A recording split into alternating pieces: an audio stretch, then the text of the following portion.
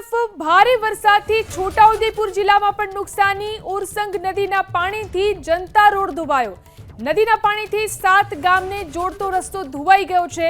રસ્તો ધોવાઈ જવાને કારણે 7 ગામના લોકો 15 કિલોમીટર ફરીને જવા માટે મજબૂર થયા છે। તો ગ્રામ્ય વિસ્તારમાં રસ્તાઓ પણ ધોવાયા છે। છોટાઉદેપુર જિલ્લામાં પણ આવી સ્થિતિ। ઓરસંગ નદીના પાણીને કારણે જનતા રોડ ધોવાઈ ગયો। નદીના પાણીથી 7 ગામને જોડતો આ રસ્તો ધોવાઈ ગયો છે।